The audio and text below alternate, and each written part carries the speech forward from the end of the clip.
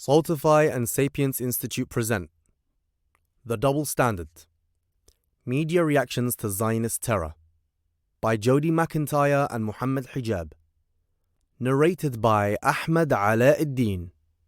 Supervised by Sadiq Zaman. Media responses to the Jabalia Refugee Camp bombing of October 31st, 2023. Background.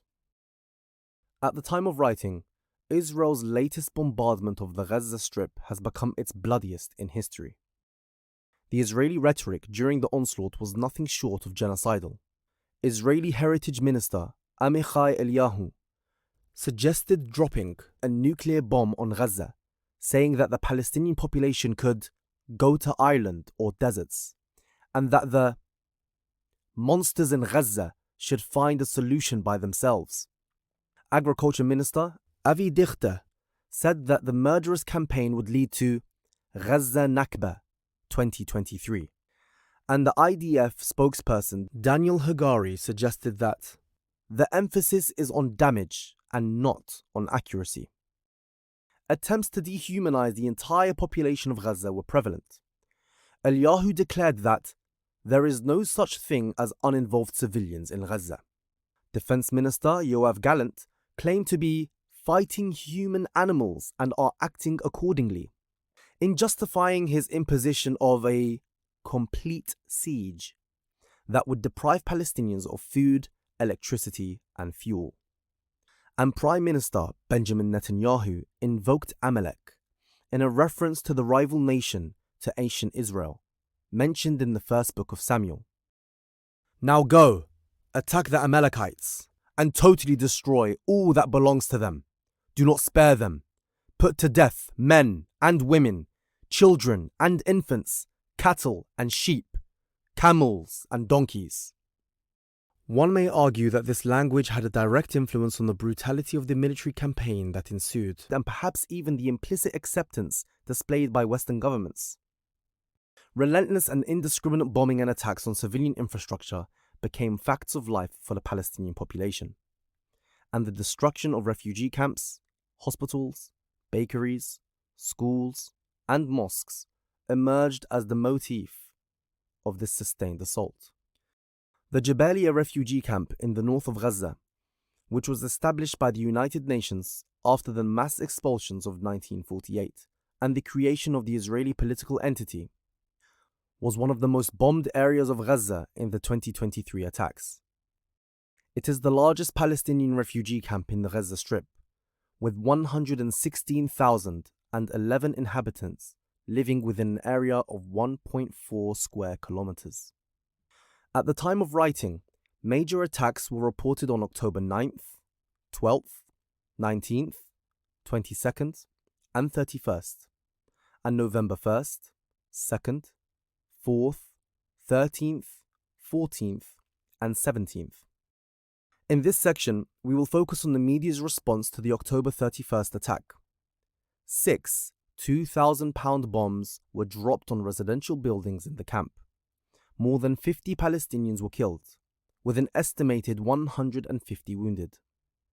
Local resident Raghib Aql described homes buried under the rubble, and body parts and martyrs and wounded in huge numbers. Further afield, Norwegian physician Dr. Mads Gilbert said, "There is absolutely no doubt that this is a mass murder."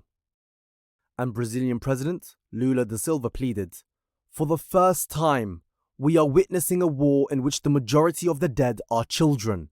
Stop. For the love of God, stop." From the genocidal rhetoric of the Israeli government to the indiscriminate attacks of their military, the evidence was present. This was an act of terror. Responses of the British media. Analysis of The Guardian. The Guardian ran with the headline, "Dozens killed after Israeli airstrikes on Gaza refugee camp." Palestinian deaths have increasingly been reduced to a murder mystery in the Western media, with "dozens killed" written in the passive tone, rather than stating that the Israeli airstrikes killed these people. It is as if the relation between the two was merely incidental. This language reflects the dissociative amnesia displayed by Mark Regev, a senior advisor to Netanyahu, when he stated on MSNBC News that he did not admit Israel had killed any children, startling the news anchor who had just informed him of the thousands of murdered children. The subheading immediately gives the Israeli version of events. Israeli military says it bombed Jabalia camp to target a key Hamas commander, Ibrahim Biari. When you first open the article online, this is the sole analysis viewable to the reader. This immediately gives the Israeli voice an authority and supremacy and rationalizes what would otherwise be patently obvious as a war crime and abominable act. The first paragraph does abandon the passive tone and clarifies that Israeli airstrikes destroyed apartment blocks and killed dozens of people at a refugee camp. However, what dampens the shocking nature of the atrocity in the Western discourse, perhaps, is its repetitive nature. We read here that it took place on the 25th day of a conflict. In the preceding weeks, numerous attacks on refugee camps, including Jabalia, had been widely reported. By now, a persistent foregrounding of the Israeli narrative, often with little to no pushback, has established a situation where attacks on civilian infrastructure are, if not acceptable to the Western palate, at least expected. In the second paragraph, figures of 50 people dead and 150 injured are attributed to Hamas officials. Hamas are a proscribed terrorist organization in the United Kingdom, placing a question mark on the numbers given.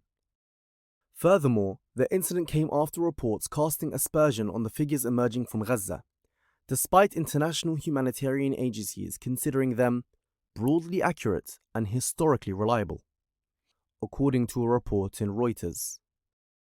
The term Hamas officials is also, some may argue deliberately, far more ambiguous than referring to, for example, the Gaza Ministry of Health.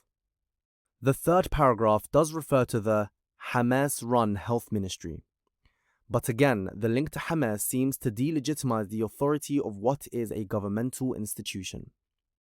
There's a stark difference in the way Hamas and Israeli officials are quoted in the report. In the third paragraph, we read that the Hamas-run health ministry called the attack a heinous massacre. The citation is only one word, and there is no identification of who said it. In contrast, in the fifth paragraph, an Israeli spokesperson is named and quoted in full sentences. Lieutenant Colonel Richard Hecht said, Israel had attempted to minimize civilian casualties in a complex operation. This is a tragedy of war. We've been saying for days, move south. Civilians that are not involved with Hamas, please move south. Later in the article, another Israeli spokesperson is mentioned by name and again quoted in full. Hamas, with its psychopathic leadership and its sadistic murderers, must cease to be, said Zahi Hanegbi, Israel's national security advisor. These monstrous terrorist organizations must never be allowed to control the Gaza Strip. The emotive and inflammatory language in this second example, it must be noted, would be highly unlikely to be included as a description of any Israeli institution or individual, even if it was quoted from a Palestinian official. Despite this being an article about an Israeli attack on a refugee camp, it is Hamas, a Palestinian organization, who we read being described as sadistic murderers and a monstrous terrorist organization. One can only imagine the backlash if The Guardian, or any British publication for that matter, had cited a Hamas official describing the Israeli military in the same terms. Hanegbi is given further airtime. Hanegbi said that Israeli forces sought to avoid civilian casualties and encouraged civilians to relocate to protected areas in the south where they could receive food. It is incredible that the claim of avoiding civilian casualties is conveyed with no pushback in a report of an intentional bombing of a refugee camp. This is reflective of a clear and persistent double standard, for if any Palestinian military group had conducted an operation and then claimed to avoid civilian casualties, the claim would be ridiculed, denounced, or simply not reported. When the Israelis make the same claim, however, directly after having killed over 50 people in a refugee camp. Their words are reported verbatim. Hanegbi's narrative continues in The Guardian's piece. This is our commitment as a country that acts according to the laws of war. This is also the way to increase and preserve the legitimacy without which it would be very difficult to conduct the military campaign until the goal is achieved. This is a shocking statement, but by providing no commentary, the article gives no indication that Hanegbi's words are controversial, if not outrageous. Firstly, the very first sentence of this article: Israeli airstrikes have destroyed apartment blocks and killed dozens of people at a refugee camp, suggests that Israel does not act according to the laws of war. Secondly, when Hanegbi mentions preserving legitimacy, one might ask, amongst whom? Furthermore, if this is a response to the massacre of over 50 civilians, then what precisely is the goal of the military campaign? To be fair to The Guardian, Abu Ubaidah, a spokesperson for Izz ad-Din al-Qassam brigades, is mentioned by name and quoted, although this is relegated to the very last paragraph of the article. It is also notable that they correctly make a distinction between the political wing of Hamas and the Izz ad-Din al-Qassam brigades, its military wing. Nevertheless, the quote of Abu Ubaidah is purely informative in nature. We will release a certain number of foreigners in the next few days, with none of the emotion or blistering rhetoric of the Israeli spokesperson. I would argue that there are key terms missing from this article. There is no description of the Israeli attack on Jabalia Refugee Camp as indiscriminate or an act of terror. In fact, the only condemnation of the atrocity is in a quote from Hamas officials. In contrast, Hamas's attack on October 7th is described by The Guardian themselves as a murderous onslaught. This is a double standard. Furthermore, the Israeli claim to have killed a senior Hamas commander in the bombing is prominently featured in the subheading, whereas the response of Hamas spokesperson Hazem Qasim, who denied any senior commander there and called the claim an Israeli pretext for killing civilians, as per Reuters, is not communicated in either The Guardian nor any of the British articles we will analyse. As we will note, this reflects an underlying presumption that Israeli claims are authoritative and factual, and Palestinian claims are suspect, questionable, or not worthy of report. Analysis of the Daily Mail. The Daily Mail has become known in recent years for employing an emotive and provocative tone, so it is no surprise that their headline refers to a senior jihadi commander who IDF claims their jets took out. Straight away, the bombing of a refugee camp is presented as a battle with the jihadis, as a common enemy shared by Israelis and the readership, and the IDF jets, allies on a noble mission. Again, the victims of the atrocity are quickly glossed over. More than 50 people have been killed and 150 wounded. We do not know their names, ages, or anything about their lives. The Palestinian dead are almost always anonymous, except, one may add, when they are occasionally identified as terrorist leaders by the Israelis. This is evidenced in the third paragraph, where Ibrahim Biari, who the IDF had claimed to have killed, is described as the commander of Hamas's Central Jabalia Battalion. In the next paragraph, an IDF statement characterizes Biari as one of the leaders responsible for sending Nukhba terrorist operatives. Nukhba, an elite unit of the Izz ad-Din al-Qassam brigades, is misspelt here. Here also, in the fourth paragraph of an article about a bombing of a refugee camp, we find the first reference to murder. It is not in reference to the attack the article is about, however, but the murderous terror attack of Hamas on October 7th. There is further focus on Biari, with a wanted-style photo of the Hamas operative written in Hebrew.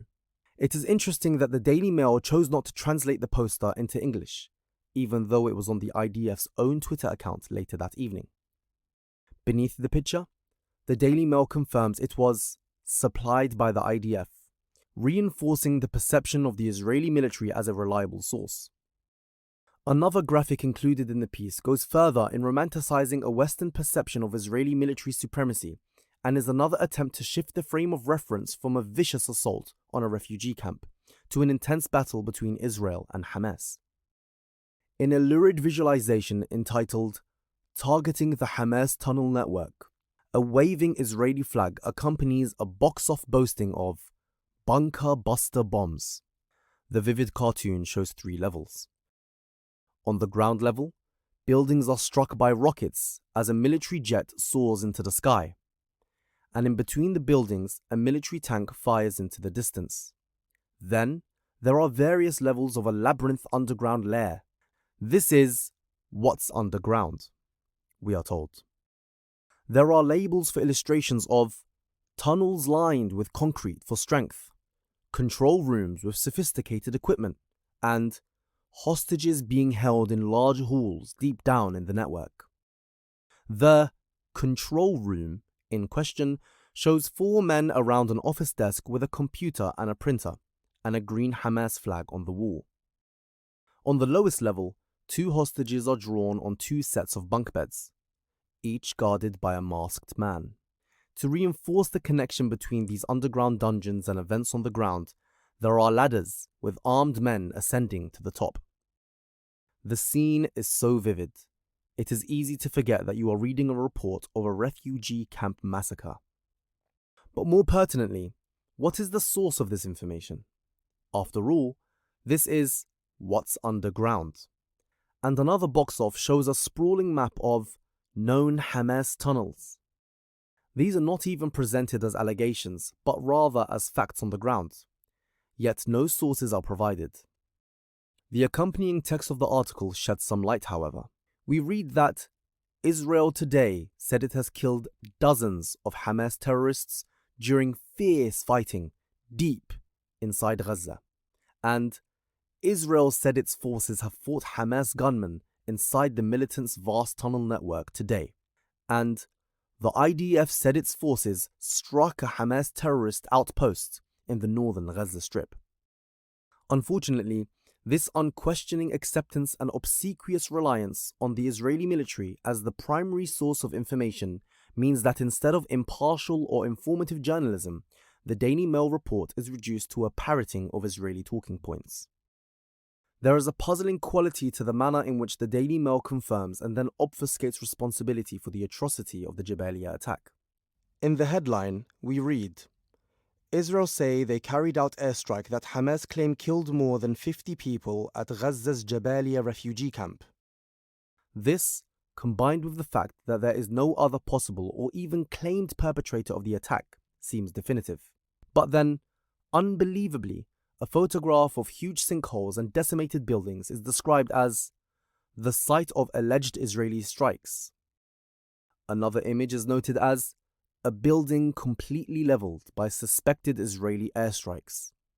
This is despite the fact that the Israeli military had taken responsibility.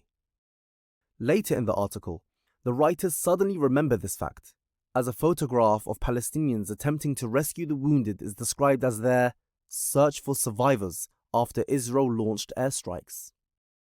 However, even when Israeli accountability is admitted, their declared motivations are automatically accepted at face value. The next image of a Palestinian man carrying a young girl is accompanied with the line, "Men carried injured children after the Jabalia refugee camp came under attack as Israel attempted to kill Hamas terrorists." In the very next line of the article, the contrast in the way Palestinian claims are treated is stark. Figures released by Hamas on the number of Hamas casualties cannot be independently verified. The inclusion of the term Hamas casualties is so shocking that one wonders if it was written in error, or perhaps this was a Freudian slip. For the underlying theme of the article is that the bombing of a refugee camp is justified by the claimed presence of Hamas. The Daily Mail makes much more use of pictorial evidence than The Guardian, with an array of horrifying images of wanton destruction. Indeed, the article mentions apocalyptic scenes, although the description of distraught onlookers seems to allude to a humanitarian calamity rather than a massacre or act of terror. Indeed, survivors of the attack are referred to throughout as distraught, devastated, or horrified. Continuing with this theme, local Palestinian residents who again remain anonymous are cited as likening it to an earthquake and saying that the ground began to collapse around them. It seems that for the writers of the Daily Mail's report, the fundamental difference between an earthquake and an airstrike is forgotten. Analysis of the Daily Mirror. The headline of the Daily Mirror's report gives a much higher death toll than The Guardian or Daily Mail, and also immediately apportions blame to the Israeli military. Israeli airstrike destroys Gaza refugee camp at Jabalia and kills more than 100 people. The subheading describes the attack as the outrage at Jabalia. Incredibly, out of all the British publications we have analysed, this is the first denunciation of the attack we have seen. The first paragraph of the article is brief, but again is unequivocal in stating that the victims were killed by an Israeli airstrike. It also provides a fuller description of Jabalia itself, saying that the attack devastated Gaza's biggest refugee camp north of Gaza City, which is home to 114,000 people, and levelled Block 6 in the camp. In contrast to the previous two articles, Palestinian voices are brought to the beginning of the article. Eyewitnesses are cited as saying that most of the dead were women and children, emphasizing the indefensibility of the assault. Palestinian witnesses are also named and cited in full. Palestine Red Crescent Society spokesman Nibal Farsakh said, "The situation is absolutely horrific. We have been witnessing this increasing number of casualties among Palestinian civilians in Gaza due to attacks against residential buildings, homes, streets, as well as places of worship and hospitals. Hospitals are already overwhelmed, and they barely can deal with the casualties. They are working at full capacity. This comes at the same time all hospitals are literally collapsing due to shortages of medical supplies, as well as medicines, and they're running out of fuel, which is urgently needed." This harrowing account and vital context was solely lacking in other articles we analysed. Whereas the Daily Mail's report presents the Jabalia attack in the frame of an ongoing battle against Hamas militants. The Daily Mirror informs us that this bombing was part of a sustained assault on civilian infrastructure, with repeated bombings on homes, places of worship, and hospitals, meaning that hospitals barely can deal with the casualties. Clearly, the Daily Mirror article is markedly more accusatory in tone than the Guardian or Daily Mail reports of the Jabalia refugee camp bombing. Early on, the attack is named as an outrage, but the Mirror still balks at describing it as an act of terror. Interestingly, the Mirror's report on the King David Hotel bombing was also described as an outrage, but on that occasion, the terrorist appellation was applied. The King David Hotel bombing was characterized as the bloodiest terrorist outrage, in which a jeep full of Jewish terrorists armed with Tommy guns drove up the curving entranceway to the King David Hotel, and the writer denounced the diabolical thoroughness with which Jewish terrorists planned this brutal and bloody attack. A 2018 Mirror article on the King David Hotel again refers to those responsible as terrorists and militants. This is significant because it refutes the notion that the terrorist designation of the Irgun assailants, which would never be applied to the Israeli military in the Western media, was due to the norms of that time. Indeed, with the King David Hotel being, according to some, not an ordinary hotel, but also the nerve centre of British rule over that country. One may argue that the bombing of the Jabalia refugee camp has even more right to be described as an act of terror. Yet, as we have seen above, it would never be in the British media of today. Responses of the Palestinian and Arab media. Analysis of Al Jazeera. Of all the media we have analysed, Al Jazeera had by far the most detailed reportage of the October 31st Israeli bombing of the Jabalia refugee camp, with live updates, several detailed reports, and a separately published series of photographs. In contrast to the British and Jewish media we studied, Al Jazeera had reporters on the ground in Gaza throughout the Israeli bombing campaign. As we will see, this heavily impacts their ability to independently verify the claims of various parties and seek out the analysis of relevant experts and eyewitnesses. There is also a much greater attempt to communicate international responses to the attack. On November 1st, the day after the attack, Al Jazeera ran the headline, "Inhumane. World reacts to Israeli attacks on Jabalia Refugee Camp." The bombing is denounced as inhumane, rather than dismissed as a strike or blast. And the October 31st incident is placed in the context of ongoing attacks. Significantly, there is a direct contrast drawn between Israeli attacks and world reaction, framing the aggressor as a pariah state that has committed an atrocity. The subheading clarifies the reason for global criticism, highlighting the atrocious nature of the attack as Israeli airstrikes on densely populated Gaza camp, and the first paragraph emphasizes that it was a barrage of airstrikes. In the second paragraph, the report notes that footage from the scene showed women and children being helped down half-destroyed buildings as rescuers and local residents dug through the rubble to find survivors. In this way, we read of the welfare of the wounded and survivors of the assault before official governmental statements or claims. The Ministry of Health in Gaza is not tied to a political affiliation, as they were in British reports. But regardless of this, Al Jazeera makes an effort to verify the numbers they provide by reporting that the Indonesian hospital where most of the victims were taken confirmed that more than 50 people were killed. Then, we find a claim that was completely omitted from all the British and Jewish media reports we analysed. Hamas's military wing said on Wednesday that 7 of its civilian captives have been killed in the strikes, including 3 foreign passport holders. This is an explosive claim, and one would think highly newsworthy. It is also highly embarrassing for the Israeli and Western governments, who were at the time demanding a release of all hostages as a prerequisite for any ceasefire, as it suggests that continued Israeli attacks are directly causing their deaths. Within Israeli society at least, this could lead to increased opposition to the bombing campaign, which could explain its omission from Jewish reports. The theme of international reaction continues, and the Al Jazeera report gives a much stronger sense of the attack. As a globally condemned act, with statements from political leaders of the EU, Saudi Arabia, Qatar, the United Arab Emirates, Egypt, Yemen, Pakistan, and Iran all cited. From further afield, we learn that, without naming Jabalia, some states have begun to distance themselves from Israel. Bolivia has cut diplomatic ties, while neighbors Colombia and Chile recalled their ambassadors for consultations. There are also condemnations from independent humanitarian organizations, including Doctors Without Borders.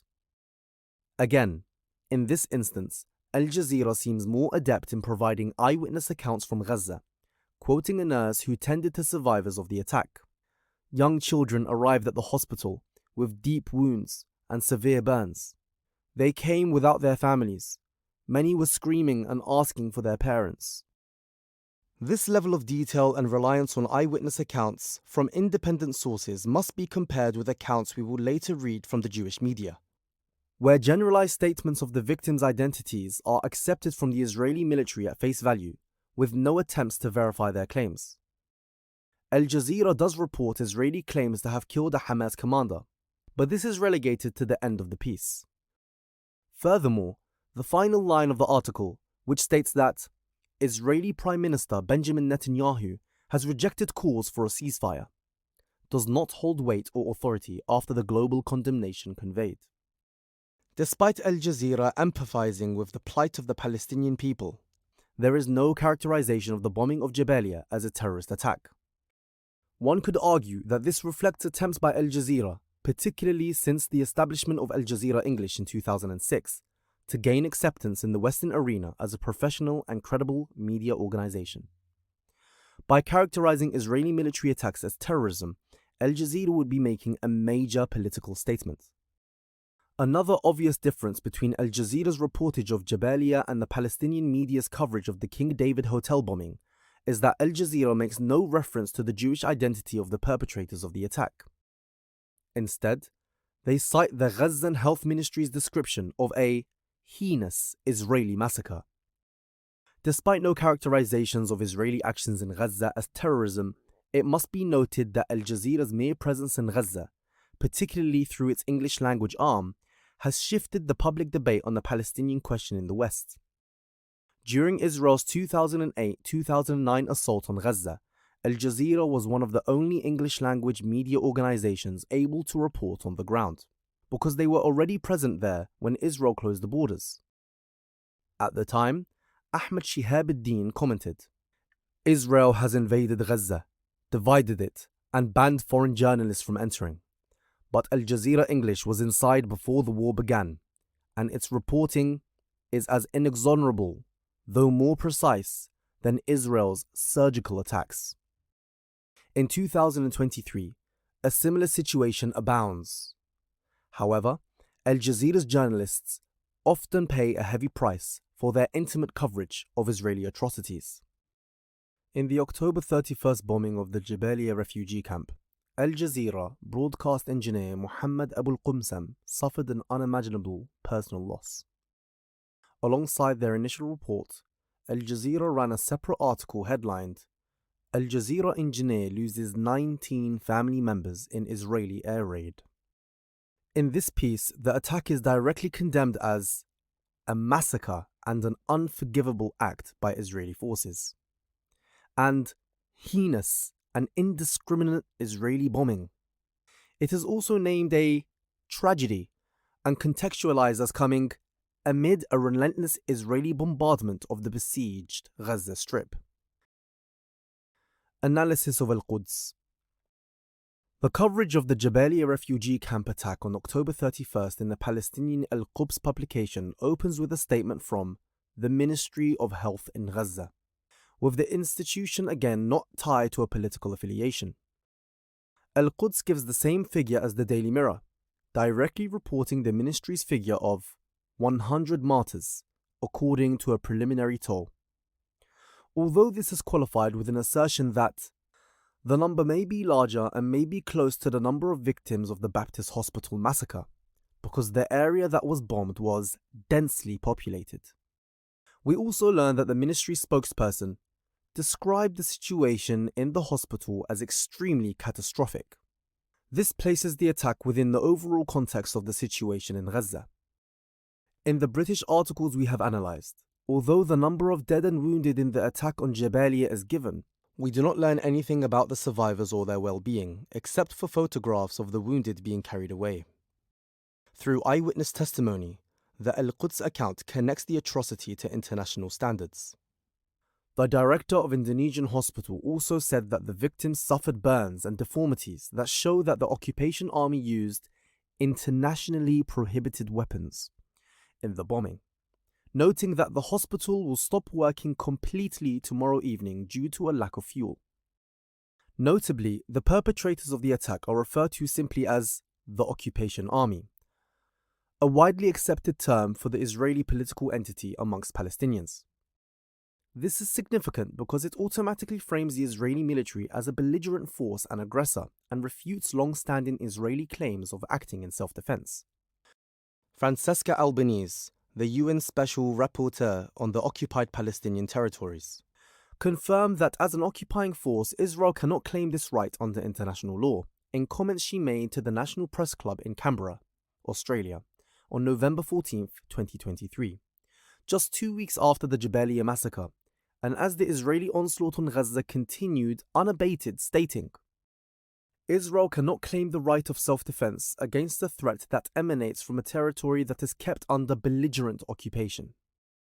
Citing a spokesman for the civil defense in Gaza, the Al-Quds report refers to the victims of the Jabalia bombing as citizens on the ground who were martyred and wounded.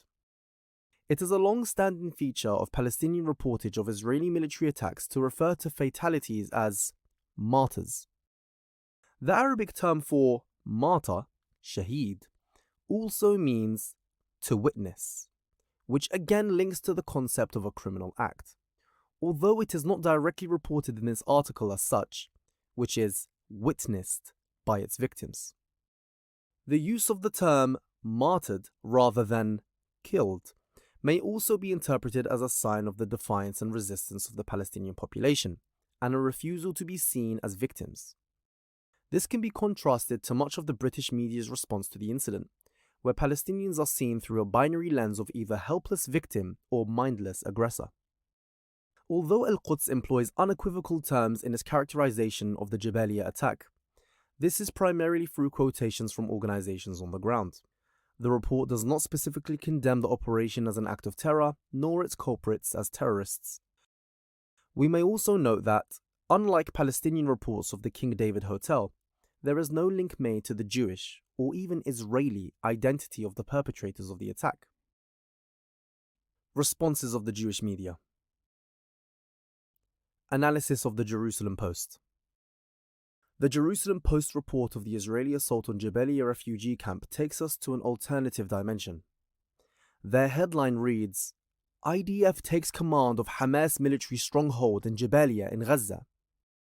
Not only has the location morphed from a refugee camp to a military stronghold, but the victims of the bombing are also described in radically different terms. In the subheading, an astounding assertion is made. The IDF also killed 50 Hamas terrorists in the Jabalia area of the Gaza Strip. There is no evidence provided for this claim. In the first paragraph of the article, Jabalia is again described as a military stronghold. We are given a more specific designation of the perpetrators than in other accounts. IDF troops under the command of the Givati Brigade, which may suggest that the Post's readership would be more familiar with the specific Israeli militants unit than, for example, a British audience. The declaration that the IDF took control over a Hamas military stronghold in western Jabalia is attributed to an unnamed military spokesperson. As the article continues, it becomes evident that this anonymous spokesperson is the source of the Jerusalem Post's entire reconstruction of events. This initial paragraph is followed by a post on X from the IDF, which includes a satellite image of Jabalia. The image is entitled, "Hamas Military Compound Used for the Training and Execution of Terror Activities, Located in Western Jabalia." Again, there is no evidence provided for this, so it is difficult to examine the veracity of the claim. One area of the image is highlighted in red and a small target symbol is visible. I'm not sure if this is meant to signify that the area is a military target or something else. Various labels superimposed onto the image indicate the locations of underground tunnel shafts, intelligence centers, and weapons production facilities. The Daily Mail's report analysed earlier stated that video released by the IDF shows Israeli troops walking through the bombed-out streets of northern Gaza while raising their guns at the destroyed buildings, ready to pounce at any movement of Hamas terrorists potentially hiding within. There are no videos, photographs, or eyewitness accounts provided, however, to prove that the locations indicated on the image exist. Instead, the reader is expected to take the pronouncements of the IDF as fact. Outside of the red zone, other nearby labels indicate mosques, a medical center, a school, and a water pumping station, reinforcing the idea that Hamas are embedded in civilian areas and attempting to legitimize attacks on such neighborhoods. Indeed, the article makes a direct reference to terrorist infrastructures which took over civilian buildings in Gaza City. The use of photographs in the Jerusalem Post's report is markedly different to other articles we've analysed. If we look at the piece in the Daily Mail, for example, we noted many photographs displaying the aftermath of the attack, with tragic images of huge sinkholes, decimated buildings, and survivors carrying the wounded. In the Post, on the other hand, a banner image at the top of the report simply shows two clouds of smoke rising on the horizon, accompanied by the caption, Smoke rises following an Israeli strike inside the Gaza Strip, as seen from Israel. One could say that the image and caption mirror Gaza's position in the Israeli gaze as a place of chaos seen only from a distance. This type of reporting also serves to qualm any fears or doubts of supporters of Israel's military aggression by obscuring the true victims of their actions. In fact, there is not a single photograph of the victims of the Jabalia bombing in the entire Post report. The exception is the poster of Ibrahim Biari, the Hamas commander the Israeli military claimed to have killed in the assault. Unlike the Daily Mail report, which included the Hebrew version of the poster, it is here translated into English, which could reflect the Post's long-standing desire to appeal to a Western audience. There is no analysis or independent confirmation of Biari's assassination, and as with the British media responses we analysed, the Post does not mention Hamas's claim to the contrary. Bizarrely, a short paragraph at the end of the report reads, "This report came hours after the director of Gaza's Indonesian hospital told Al Jazeera on Tuesday that at least 50 Palestinians were killed and 150 were wounded in Israeli airstrikes on Jabalia Refugee Camp." The citation from the director of the Indonesian hospital is such an incidental footnote that it almost seems as if it is referencing a different event. Its brevity underlies its lack of credence in the Post's view, and it is bookended by further statements of the IDF. In 1946, this same publication, then called the Palestine Post, employed an entirely contrasting tone in its response to the King David Hotel bombing carried out by the Irgun. In uncompromising language, the atrocity was described as a terrorist attack and an outrage by gang. The 1946 report also conveyed significant opposition to the bombing from within the Jewish community, publishing a joint statement from the Jewish Agency and Jewish National Council in which they condemn the dastardly crime perpetrated by a gang of desperados. Such sentiment from the Jewish community, or indeed from any community, is wholly absent from the Jerusalem Post article on the Jabalia attack. As we noted in the previous section of this book, the Daily Mail also condemned the perpetrators of the King David Hotel bombing as a Jewish terror organization. At the time, they had also published the Irgun's insistence that the tragedy of the Palestinian government offices was not caused by Jewish soldiers. It was caused by the British themselves, who disregarded a warning and refused to evacuate the building. In a message eerily reminiscent of the IDF's dropping of humanitarian leaflets today, warning residents in Gaza to leave their homes to a location unknown before their neighborhood is razed to the ground. For both British and Jewish publications, one begins to question which factor is more influential in determining what is or is not a terrorist attack: the actions involved or the identity of the victims. Analysis of the Times of Israel. Like the Jerusalem Post, the coverage of the Israeli October 31st assault on Jabalia Refugee Camp in the Times of Israel features no images of the destruction caused or the Palestinian victims of the bombing. It does, however, lead with photographs of 2 Israeli soldiers killed whilst fighting in Gaza that day. Although their deaths were not connected to the Jabalia bombing, the 2 are linked in the article's headline: 2 IDF soldiers killed in Gaza as troops take Hamas post. Kill commander, 50 terrorists. Deaths of Israeli soldiers are surprisingly underreported in the British media's reportage of events in Gaza. But here they are prominently featured. They are also personally identified as Staff Sergeant Roe Wolf, 20, from Ramat Gan, and Staff Sergeant Lavi Lipschitz, 20, from Modin, who both served in the Givati Infantry Brigade's reconnaissance unit. Unlike the anonymous terrorists. The article walks a fine line in admitting Israeli military setbacks. On the one hand, an IDF spokesperson says that these 2 soldiers died bravely in battle, to elicit honor and respect from the Israeli public.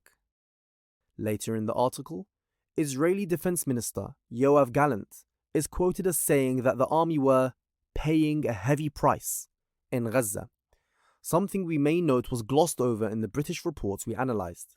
But he tempers this by proclaiming that the results and achievements on the battlefield are very high.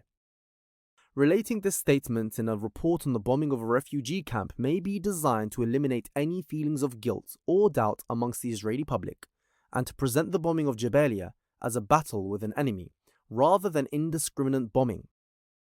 Indeed, immediately after Gallant's statement, we are told that the huge blasts which hit the Jabalia residential area were what the IDF later confirmed was a targeted attack on a Hamas commander and infrastructure. The characterization of the massacre as a targeted attack was not found in any other report we analysed. Again, the IDF confirm rather than allege or claim. So there is no need for pushback, despite the Israeli establishment's documented history of giving false accounts of such incidents, as we detailed in the first section of this text. The Times of Israel report admits that several buildings in the Jabalia area collapsed, but relates that they were brought down when Hamas terror tunnels beneath them collapsed following airstrikes targeting the head of the battalion and terror infrastructure. The sole source of this information should be familiar by now. The IDF said. The use of collapsed is another notable use of the passive tone, so often employed to render Palestinian victims with no assailant.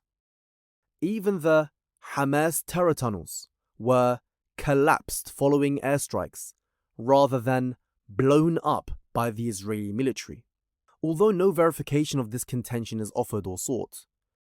By contrast, we read that the figure of the 50 who died provided by the Hamas-run health ministry, a phrase we found mirrored in the British media, could not be independently verified. This is deliberately misleading, as they could have easily cited the same figure from the Indonesian hospital, as many publications had done.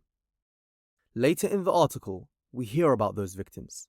Citing Al Jazeera footage, we read that a group of young men pulled 2 children from the upper floors of a damaged apartment block, cradling them as they climbed down, as well as AFP video footage showing at least 47 corpses being recovered.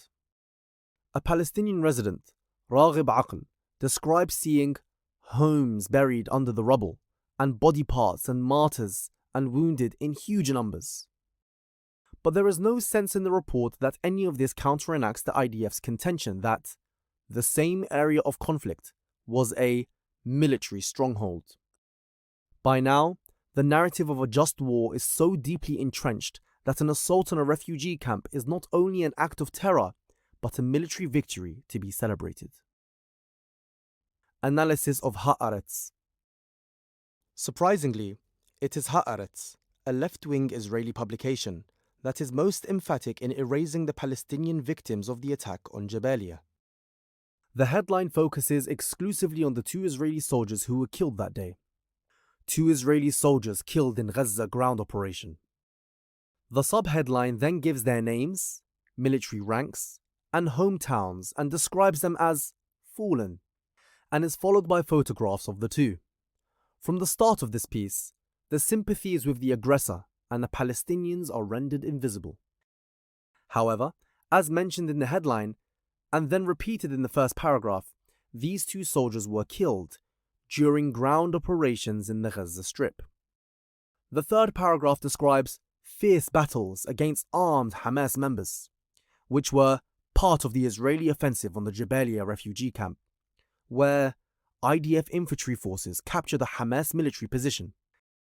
In fact, the first 3 paragraphs in their entirety were taken directly from an IDF statement, which also contains detailed claims that the captured position contained large amounts of arms and ammunition, as well as rocket launching positions and tunnels used by terrorists to escape to the coastal area. Once again, no independent verification is sought or offered for these claims, and no expert commentary or analysis is included. It is not until the 4th paragraph of Haaretz's report on the events of October 31st that the Israeli bombing of the Jabalia refugee camp is even mentioned. The statement also said that the Israeli aerial strike on Jabalia led to the collapse of Hamas's underground military infrastructure under the buildings that were hit. We previously noted in the Jerusalem Post and Times of Israel articles on October 31st, the victims of the bombing were transformed from civilians to 50 Hamas terrorists. In Haaretz, however, there are no casualties of the bombing, civilian or otherwise, with the exception of the singular Hamas commander who is named in the following paragraph. In the last paragraph of the piece, we learn that the Indonesian hospital in the north of Gaza reported many dead and wounded. No names, photographs, or even numbers of the dead are included. Neither is there any information about those who were wounded by the Israeli assault. A post on Haaretz's live feed on October 31st adopts a similar tone, simply stating that the IDF took responsibility for the attack, but again qualifying the massacre as part of the IDF's takeover of the Hamas stronghold in the camp.